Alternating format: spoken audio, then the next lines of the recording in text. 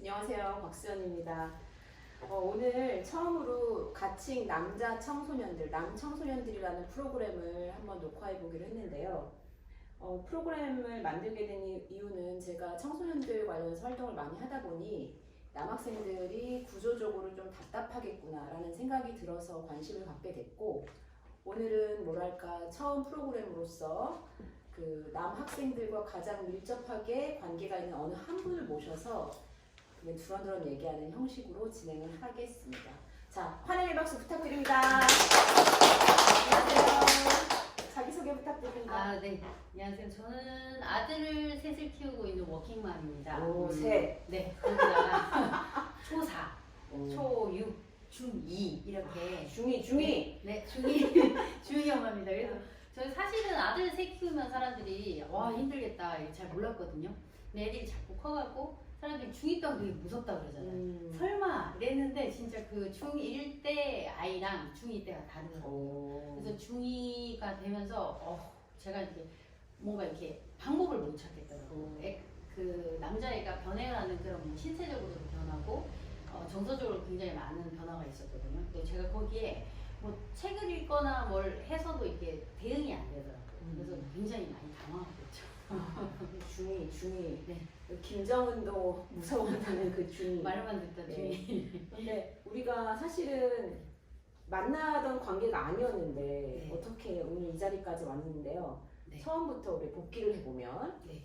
어떻게 우리가 만나게 됐는가 소개를 해주시죠. 네. 아니 사실은 지금 저희가 이제 모임을 박수현 선생님 비롯해서 이렇게 몇 명 중학교 2학년 남자의 엄마들이 같이 모임을 하고 있잖아요. 저희가 사실 처음 만난 거는 중학교 1학년 때 저도 사실 워킹맘이어서 초등학교 때는 애들 전혀 신경을 못 썼거든요. 그쵸. 근데 중1 되니까 이제 좀 걱정도 되고 그래서 중학교 1학년 때 학교 행사 때 갔다가 거기서 이제 같은 반 엄마들을 만났어요. 같은 반 엄마들이구나. 네. 그래서 저는 같은 반 엄마 그 처음으로 학부모 모임에 가서 좀 무섭기도 하고 근데 엄마들이 되게 조금 있다가 보면 다 비슷하더라고요. 생각하는 거 비슷하고 고민하는 거 비슷하고 그때 좀 이제 친해졌고요. 그리고는 사실은 코로나가 되고 코로나 팬데믹이 오면서 집에서 애들이랑 다 많이 부딪히시잖아요. 그쵸. 네, 저도 힘들고 그러니까 이게 어디 말할 데가 없는 거예요.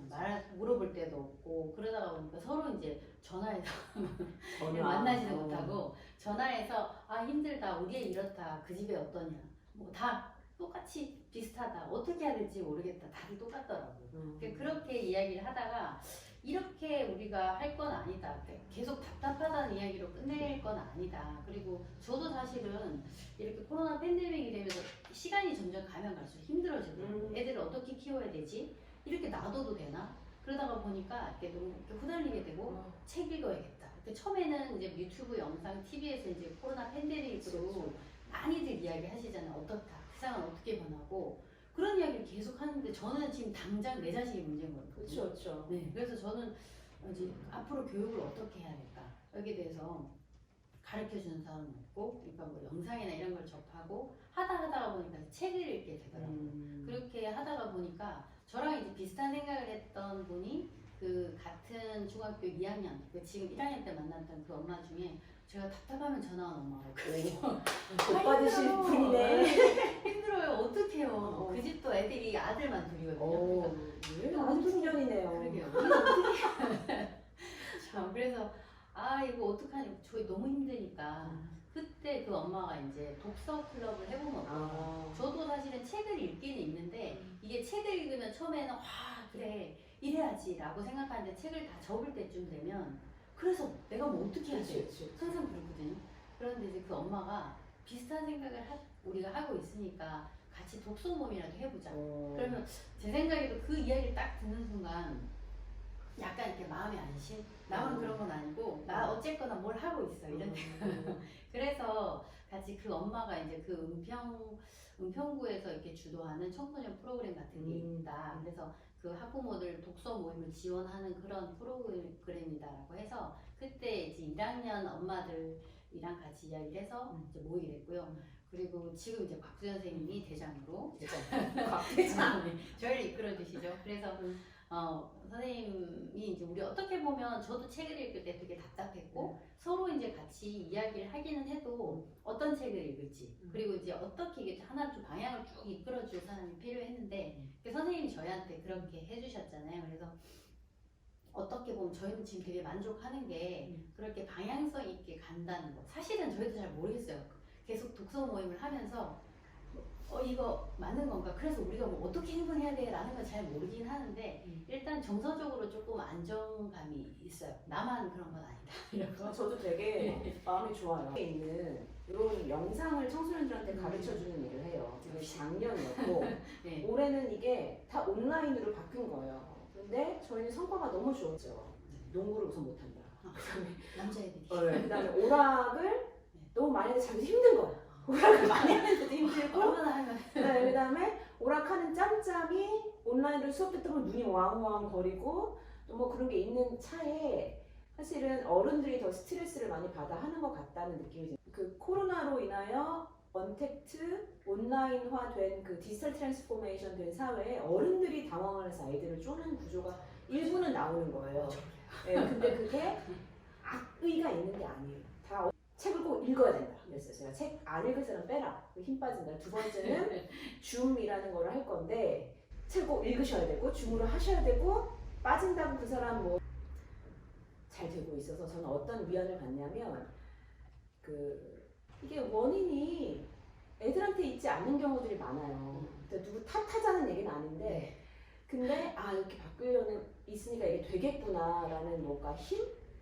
격려 이렇게 받는 모임이죠. 그래서 책 모임을 하게 된 거죠. 그 책은 뭘 읽으시나요?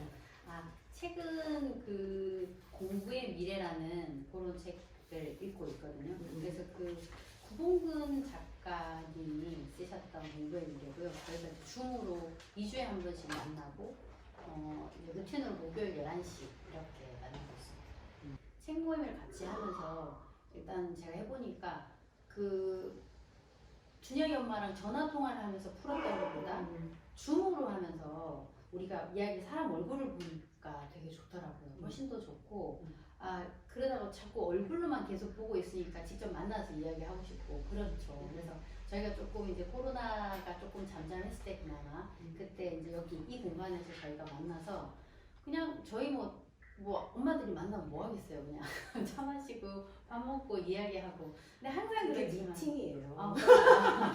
그래서 항상 그렇지만 만나서 줌도 저희 그렇잖아요. 원래 한 30분 한다, 1시간 한다 그랬는데 막상 하다 보면 시간 항상 오버돼요. 같은 공간에 모여서 밥 먹고 그러다가 보니까 물론 박수 선생님이 제안하셨지만 공연을 할까요? 맞아. 네, 그래서 그 엄마들이 뭘 하겠어요. 애들 뭐 이렇게 공연해라, 애들 뭐 해라. 우리는 애들한테 뭔가 장을 만들고 싶고 애들이 뭔가를 좀 이렇게 활기차게 뭘 했으면 좋겠는데 갑자기 그렇게 제안하시니까 다들 이렇게 저 말고도 딱된 거 아니었어요? 그래서 다된 걸로 알고 있는데 그 얌전한 엄마들도 하겠다고. 그래서 다들 비슷하구나. 엄마들은 되게 어떻게 보면 부지런하고 성실하고 그럼요. 그래서 아마 그 모임의 특별한 그게 깨지지만 않으면 계속 갈 수 있지 않을까. 그러니까 저희들도 너무 좋죠. 지금 이런 언택트 시대에 이렇게 뭔가 지금 뭐 동아리든 뭐든 뭔가 할 수 있는 게 하나도 맞아요, 없잖아요. 맞아요. 우리도 애들이랑 똑같거든요. 우리도 항상 애들 막 감시하고 막 답답해하고 있지만 엄마들 똑같습니다. 근데 이제 그런 우리가 조금 그렇게 해서 밝아지고 우리가 그런 데서 조금 힌트를 얻으면 애들도 덜 쪼고 또 애들한테도 조금 그런 방향을 좀 제시할 수 있을까라는 생각도 좀 들었어요. 그래서 이 자리는 제가 영상을 찍겠다고 막 거기 어머님들한테 말씀도 아무도 대답을 안 하신 거야. 더 얘기하면 안 되겠구나 해서 선생님 콕 집어다가 선생님이십니다 했더니 뭔지 모르고 오신 것 같아. 그래서 저는 맞죠? 저도 사실은 이렇게 선생님 그렇게 하자고 하셨는데 저한테 또 특히나 딱 이렇게 원래 저희가 이렇게 선생님 시키면 해야 되잖아요. 그렇게 교육 받았잖아요. 그래서 해야 된다. 뭘 어떻게 해야 되지? 그러니까 막 원고도 막 써보고 했었는데 그 원고대로 안 가. 이 모임은 책 읽기를 어떻게 하시나요, 구체적으로? 저희는 책을 그 공부의 미래라는 책이 크게 이제 세 파트로 나눠 있고 그 세 파트 중에서도 또 작은 소단원이 있어요. 그래서 그거를 저는 처음에 큰 파트 이렇게 한 3번 하면 끝이겠지 했는데 선생님이 두 파트에 쪼개. 그걸 하라고. 그래서 훨씬 부담은 적고요. 그 책은 사실은 공부의 미래라는 책이 딱 제목도 공부의 미래잖아요. 이제 좀 매력적이지 않아요? 매력적. 그리고 딱 잡기 시작해서 읽기 시작하면 쭉 끝까지 가서 처음 예를 들어서 이제 큰 세 파트가 처음에 시작할 때 이제 우리가 공부를 해야 되나 지금 이 시기에 이 공부가 의미가 있나 라는 그런 주제로 던지거든요. 그래서 막 읽죠. 저희도 막 그래 그러면서 그래 공부를 결국은 거기서도 하긴 해야 되더라고요. 해야 되는데 어떻게 할 것이냐 문제인데 그리고 이제 그 큰 두 파트 두 번째 파트로 넘어가면 그러면 이제 앞으로 우리가 공부를 하려면 목적이 있어야 되고 우리 어떤 사회가 원하는 어떤 인재가 되기 위해서 우리가 공부를 거기에 맞춰야지 해야지 쓸데없는 공부를 하는 거 의미 없으니까 그래서 앞으로 우리 사회가 원하는 그런 인재가 뭐냐 어떤 사람을 원하느냐 거기에 대한 그럼 이러이러한 사람을 원하구나 이제는 세상이 완전 달라졌는데 이런 느낌이 들거든요.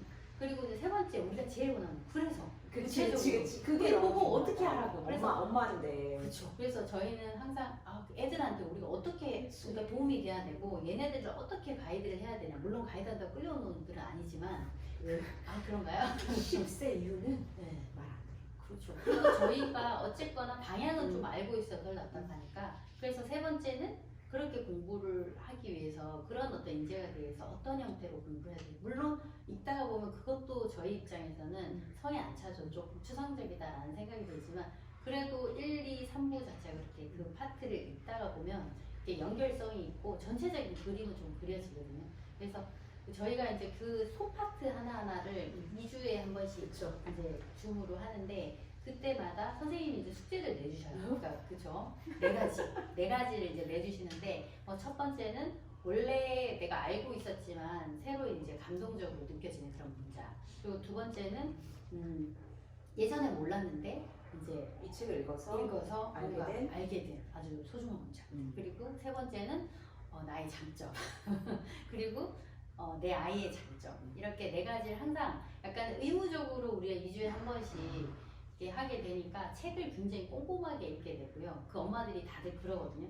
이렇게 책에 줄치고 형광펜 치면서 본 거 처음이다. 이렇게. 너무 좋지 않아요? 네, 너무 좋던데요. 저도 사실은 책을 막 읽다가 보면 저도 책을 이렇게 여러 개 읽다가 보면 책을 다 읽고 끝났어 라고 생각해 돌아보면 기억이 잘 안 나는 게 그렇게 좀 허무할 때가 있거든요. 맞아요. 그래서 저도 이거 어떡하지 그래서 책 읽고 나면 약간 독후감처럼 막 써놓고 그랬었는데 이게 공부의 미래라는 책은 내가 너무 이렇게 중요하게 생각을 하고 내가 너무 답을 얻기 위한 책이다 보니까 눈도 많이 가고 열심히 읽어주고 그 줄 치어가면서 하게 되고요. 또 나한테 1번, 2번 숙제를 하기 위해서 굉장히 열심히 했죠.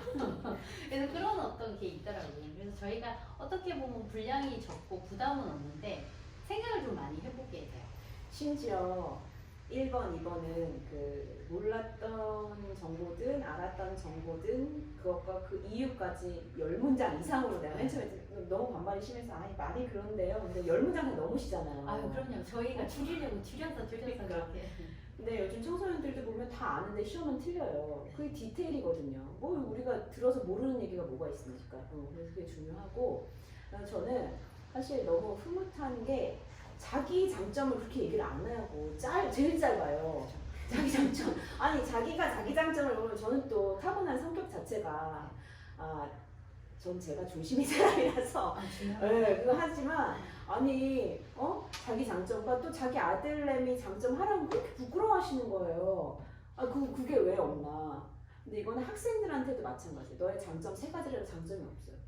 그게 어떤 식으로 하냐면 장점이라는 것은 남들보다 뛰어난 점을 장점이라고 생각하는 거예요. 그게 아니잖아요. 그러니까 이게 저 어떻게 이 친구들한테 했길래 너를 사랑해 하면서 나는 장점도 없어요. 이거는 그래서 그게 점점 늘어나시는 거예요. 나의 장점과 그쵸? 좀 늘어나죠. 그리고 무조건 어떨 때는 막 생략하시려고 그러고 안 된다고. 그 너무 중요한 것 같아요. 장점이 왜 없어요? 그 장점을 저도 이렇게 하다가 보니까 처음에는 나의 장점 이러면 이제 객관적이고 내세우는 장점, 특징, 특장점이라고 하죠. 일을 하기 위해 좋아하는 그런 뭔가 기능적인 거. 네. 그래서 그거를 찾아서 쓰고 금방 고갈되거든요. 그러다가 보니까 굉장히 이제 그 장점을 찾기 위한 저의 그런 그게 생기더라고요. 내가 장점이 뭐가 있지? 하다가 보니까 아주 작고 사소하고 그런 나의 장점을 생각하게 되더라고요. 그래서 저는 사실은 원래 내 아이의 장점 이게 되게 중요하겠네. 이걸 사실 선생님 그 숙제를 내주셨을 때 이렇게 찾다 보면 우리 아이를 더 사랑하겠구나, 이뻐하겠구나 이렇게 생각했는데 사실 나의 장점을 찾다가 보니까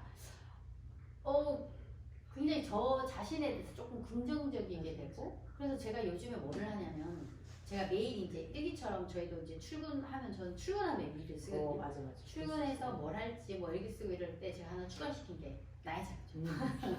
그래서 나의 장점. 그래서 그거를 생각해보고 써보는 그게 너무 좋더라고요. 그래서 사실은 저는 그 아들 셋한테도 다 시키고 싶은데 아마 안 들어요. 너무 코로나 시국에 시키지 마세요. 하자고 하기도 절대 안 하더라고요. 시키면 안 돼요. 그래서 나는 이거 참 좋은데 그래서 참 아들을 키우면서 저는 그런 게 딸이었으면 좀 편했을까라는 생각이 들거든요. 내가 여자이기 때문에 나는 얘가 또 내가 커올 때 사춘기 때 내가 어땠는지를 아니까 내가 좀 도움이 될 수도 있을 것 같은데 아들은 정말 다른 인류더라고요. 그게 도저히 이해가 안 가고 제가 왜 저러는지도 모르겠고 그래서 알려고 하지 마세요.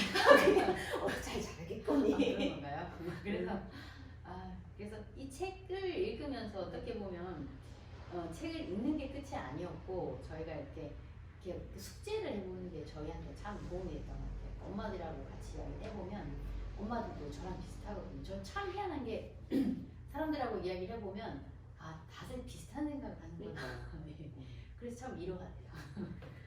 그 책을 이제 저희 너무 나가가지고 다시 들어오면 다음은 요즘엔 책을 잘 안 읽잖아요. 여튼간에. 그렇죠. 네. 근데 학부모로서 책을 읽는 게 진짜 뭐 필요성이 느껴지세요? 아니면은 뭐 지금 이제 책 한참 읽은 얘기 하니까 네. 3페이지입니다. 네, 3페이지입니다. 한참 읽고 있는 얘기를 했는데 정말 필요성이 느껴지세요?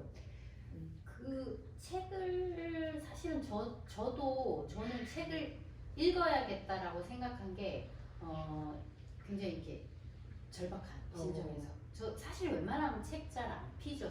사람들이 몸이 아프지 않으면 운동 안 하거든요. 그렇죠. 그것처럼 내가 너무 답답하지 않으면 안 피는데 저도 이제 일을 하고 있고 내년쯤에는 저도 이제 조금 제가 지금 하고 있는 일의 어떤 형태를 조금 바꿔야 되고 저도 사실은 이제 먹고 살아야 되는 그런 사람이기 때문에 세상이 너무 바뀌고 있다는 거 저희가 사실 준비도 하기 전에 확 크게 충격으로 다가왔잖아요. 그러니까 아마 이렇게 코로나 팬데믹이 오지 않았으면 저도 책을 읽거나 그런 생각을 별로 못했을 것 같아요. 원래 살던 방식대로 그대로 살았을 것 같은데 코로나 팬데믹이 탁 오면서 처음에는 그냥 두렵고 그렇긴 했죠. 근데 모두 다 빨리 끝날 거라고 생각했지만 이게 오래 간다는 건 이제 다 알 거고 사람들이 지금 이 코로나 팬데믹을 기점으로 해서 사실은 원래 우리 사회 자체는 이제 온라인 그리고 언택트 이런 사회를 원래 가고 있었잖아요. 지금의 기술의 발전 때문에 가고 있었는데 어떻게 보면 코로나 팬데믹이 확 당겨놓은 느낌이잖아요. 근데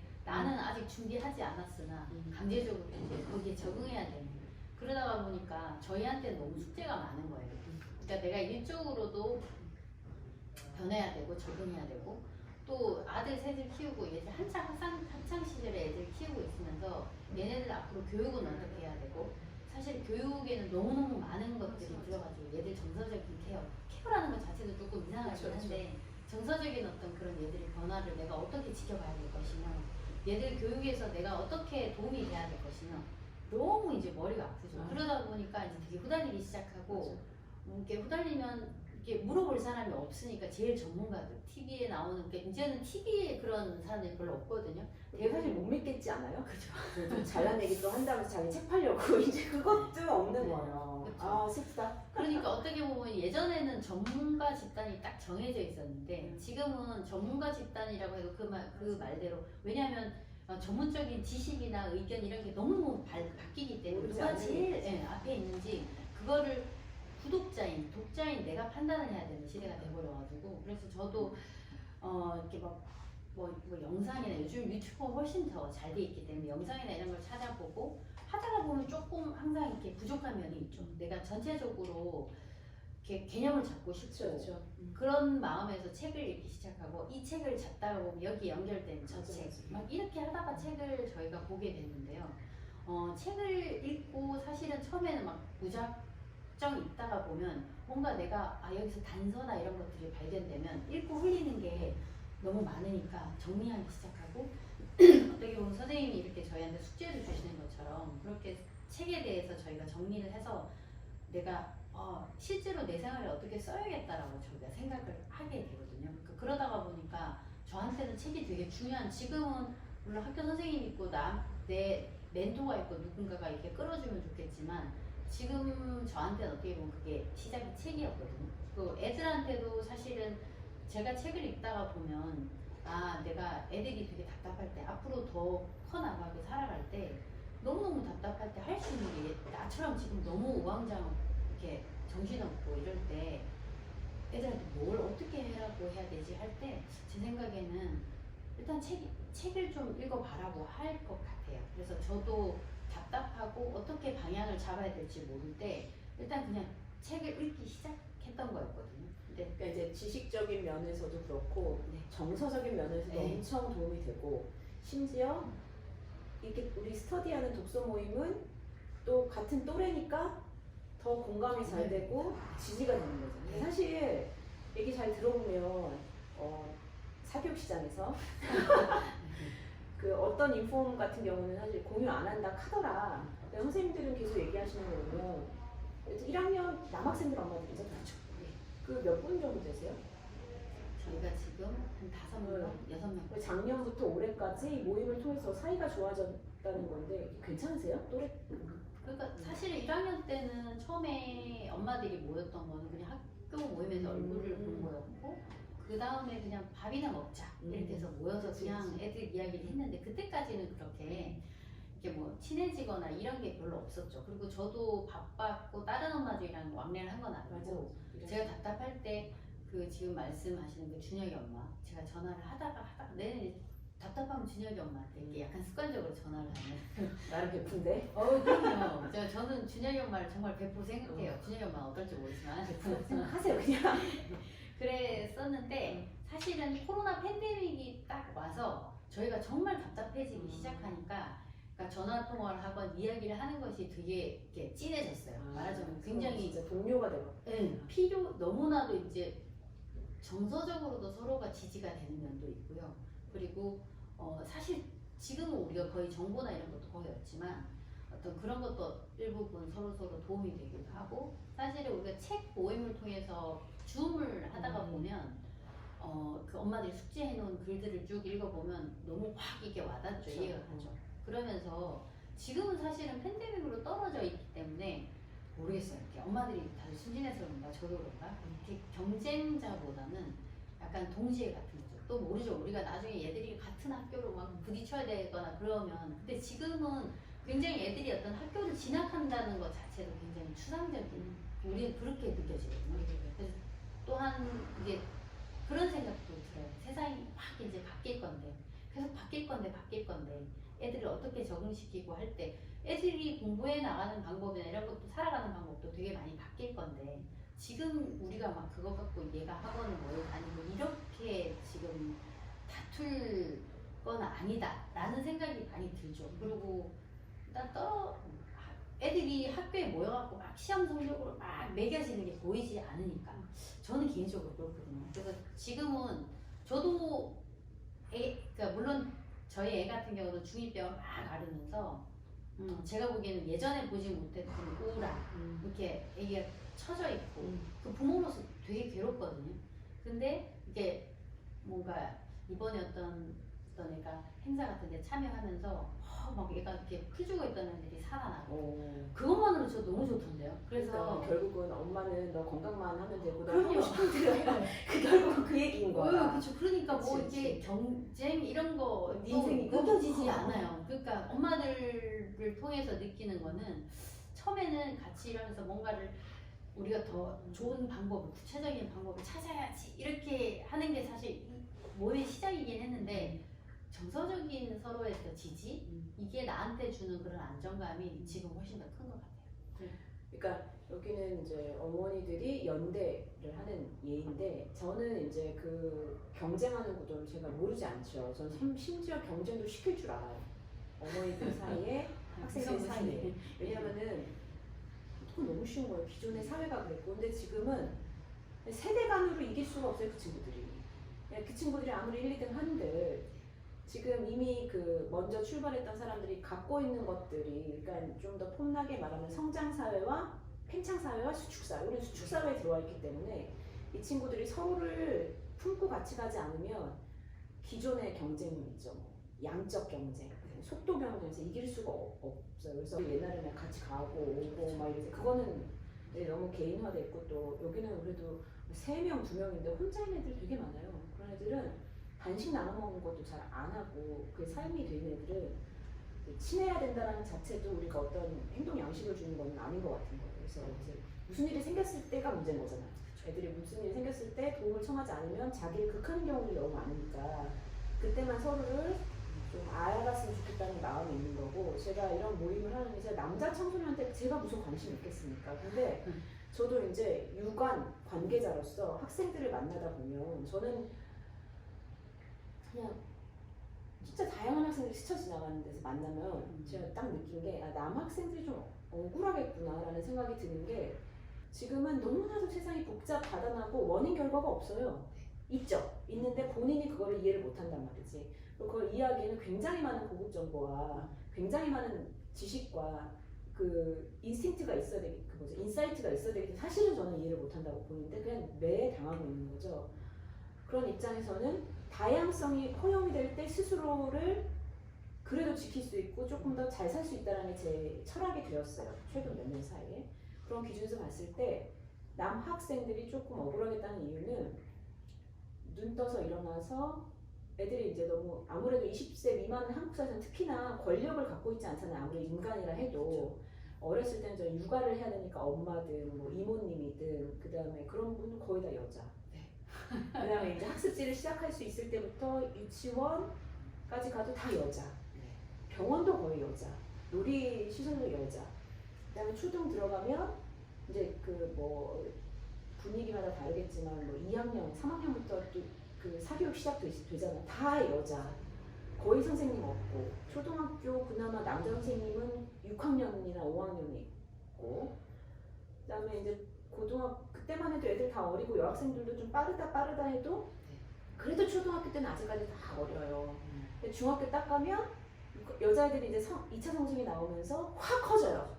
근데 애들은 아직까지 140이고 여자들은 막 발육이 된 데다가 정신까지 되니까 성적 자체에서 밀리는 거예요. 저도 선생님 할 때 보면 숙제 딱 내주고 네 그러면 여자들은 촥 내요. 남자들은 어? 이래요. 뭐지? 이렇게 되는 거예요.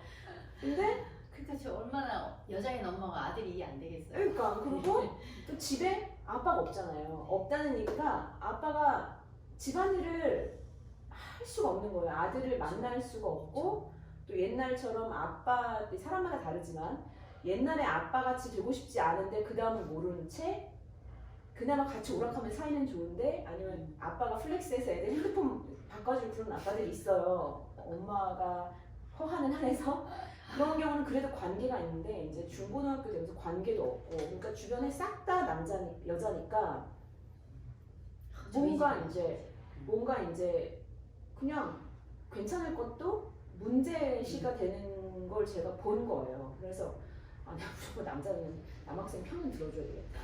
근데 논리적으로 들었으면 감정적으로 들어줘야 되겠다. 난 무조건 네 편이야. 이랬는데 그래야 되겠다는 생각이 들더라고요. 이렇게 다양성이 없어지는 것 자체는 조금 너무 슬픈 거죠. 그 중에 하나 게임이에요. 하실 말씀 많지 않으세요? 게임. 그렇죠. 그러니까 게임 때문에도 지금 팬데믹이 되면서 훨씬 그런 문제가 많아졌는데 그래서 저는 제가 게임을 별로 안 좋아하고 엄마 게임 해야 돼. 그러니까 이게 게임에 나쁜 놈 같지 않아요? 그렇죠. 게임하는 내 아들은 나쁜 놈 같잖아요. 그러니까 그 게임에 목숨 거는 걸 이해를 못 하겠는 거죠. 시간을 딱 정해놓고 엄마 이때는 친구랑 만나서 게임하기로 했어요. 근데 제가 보기엔 더 중요한 일이 있거든요. 집안일이 있다, 이게 뭐 집안 모임이 있다 이러면 내가 막 난리가 나는 거죠. 그런 걸 항상 많이 싸웠고. 그러니까 애도 이렇게 나름 자기는 양보한다고 하지만 이해 못하는 엄마를 막 그러다가 막 폭발하고 그렇지. 그러더라고요. 핸드폰 뺏고 네, 안 돼요. 그렇죠. 그러면 지나가요. 절대 뺏으면 안 돼. 저 핸드폰 뺏고 잠그고 막 요즘에는 핸드폰 홀더 다 잠글 수 있거든요. 아유, 빨리 그거 또 돈 애들이 많이 버셔서 이거 게임방 좀 만들어주세요. 제가 아니 3시나 된다는데 빨리 만들어서. 아 그것까지 하나 그럴 좀 제가 그 정도 되려면 진짜 도가 그냥 하는 소리예요. 근데 귀담아는 들으실 필요 있을 것 같아. 그러면 애들 참 좋아하겠죠. 네, 좋아하면 성적은 떨어지겠죠. 네. 관계는 좋아지고. 그러니까 게임은 음. 나중에 섹터를 좀 다루고 싶은 주제 중에 하나예요. 이게 게임이 정말 복잡하더라고요. 복잡해서 근데 이제 말씀을 드리면 남학생들한테 뭘 물어보면 에? 에? 에? 이러고 맨날 몰라요. 대답해요. 몰라요 이래요. 저희 둘째가 네, 그러거든요. 몰라요 이래요. 근데 걔네들이 어디서 말을 하냐면 게임을 같이 하면서 게임을 통해서 대화를 하는 거예요. 그래서 저는 옛날에 게임을 이렇게 평상시에서는 약간 그 쏘쏘 그런 애인데 게임 세계에서는 왕으로 군림한다. 혹은 또 어떤 애가 이렇게 저를 간식을 사다 주는 거, 막 5,000원짜리 스팽글 뭐 그런 거 있잖아요. 그런 과자들. 네가 돈이 어딨냐. 저 또 착착 봤거든요. 나는 먹으면 그랬더니 얘가 오늘 돈이 많대요. 게임에 뭐래요. 옛날에는 게임을 대리를 해줘서 지금 안 된대요. 근데 그런 것도 뭐가 있는 거예요. 네, 그래서 뭐가 있는데 그냥 특수 애들이 그런 줄 알았어요. 특수 애들이. 근데 그게 아니라 애들이 현실 사회에서 애들 그 청소년들이 현실 사회에서 몰라요 이거 이러고 이러고 끝났는데 그 안에서는 게임을 가지고 분석하고 얘가 잘하고 못하고 전략을 써서 이기고 지고 하는 데 대해서 사회화를 하는 거 게임을 통해서. 그러니까 사회화를 일상사회에서 하는 게 아니라 게임 안에 그 월드에서 하는 거예요. 저 완전 충격이었거든요. 그러니까 사회화 있잖아요. 인간이 사회화되는 거죠. 언어를 쓰고 소통하고 교육을 시키는 사실 인간인 게 언어 교육이거든요. 이게 문화. 그래서 제가 애들이 무섭죠 저 그런 애들. 그냥 받아들였죠. 그래서 그 애들이 선생님 잠깐만요. 이것만 해야 돼 그럴 때 옛날에는 핸드폰 뺏었거든요. 저라고 왜 안 했겠습니까? 야 내가 봐줄게. 이기고 너 나중에 내 말 잘 들어야 돼. 이러는 날. 하면 안 되는 거였던 거야. 야 이걸 어떻게 받아들여야 되나. 그러던 와중에 팬데믹이 딱 터져가지고 이제 엄마는 그런 애의 일상을 늘 봐야 돼. 보는 거죠. 애들이 어떻게 하냐면 그냥 거기서 밥 먹어요. 밥 먹으면서 오락하면서 핸드폰 켜놓고 줌 들으면서 바빠. 그러니까 엄마 뒤에서 이제 막 게임하지 말라고 말하니까 이제 하는 거지. 그래서 저희 집이네. 그런 거. 그래서 뭐 여튼 게임은 그렇다 치더라도 애들한테 남학생들한테 그래서 남자애들이 억울하다는 결국은 그 부모 혹은 그들과 관련 있는 또 사람이 결국 스트레스를 주고받는 관계가 되는 거예요.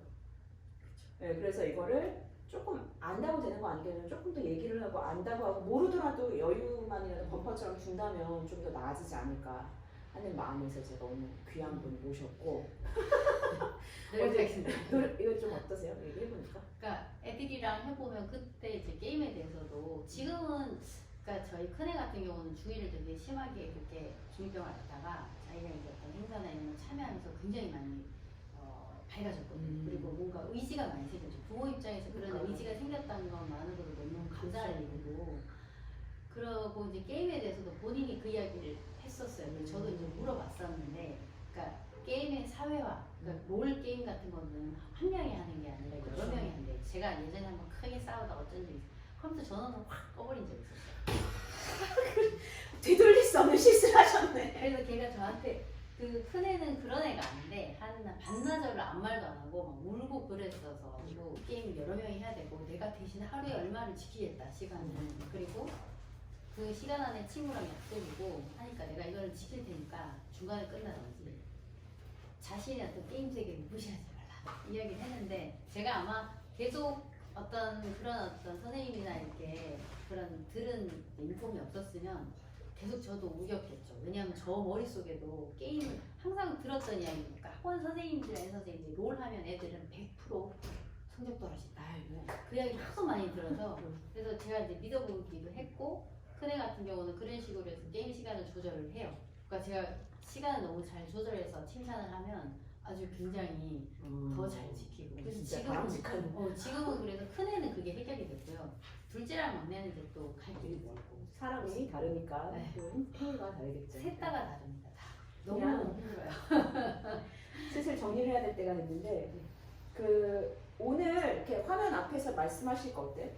또 우리끼리 얘기했던 거랑 좀 다른데 여기 왠지 4명의 남자들이 쳐다보고 있고 그렇죠. 제가 이렇게 카메라를 잘 보는 공부를 보는 법을 잘 모르니까 선생님하고 이야기 하다가 보니까 그냥 그쵸, 우리끼리 네, 그렇게 된 것 같아요.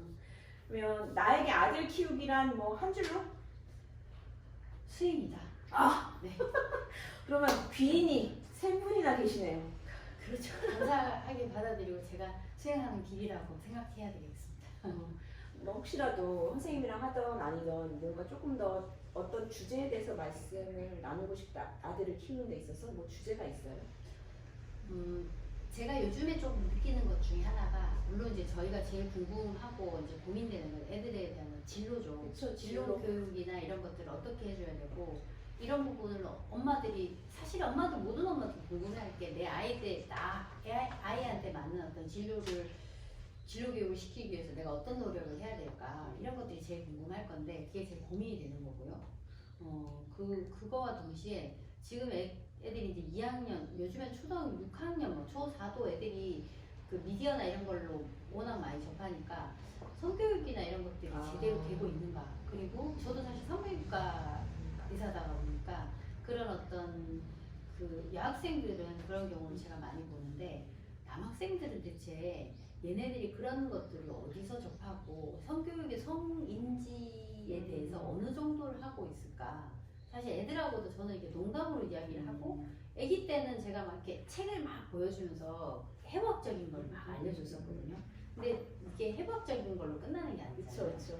그래서 가끔 제가 카톡 이렇게 보면 그 안에 자기들끼리 그런 이야기를 하는 것도 같더라고요. 그래서 저는 좀 걱정이 되기도 하고 이걸 그냥 놔둬야 되나 아니면 적어도 얘들이 어느 정도인지는 그래도 파악을 하고 있어야 되지 않을까 그렇게 오늘은 이만하고 네. 나중에 또 다시 얘기하시면서 더 하든 또 오시든 주제를 따서 저희랑 또 하시든 네. 해보면 좋을 것 같습니다. 네 오늘 알겠습니다. 마칠까요? 아유 네 감사합니다. 감사합니다.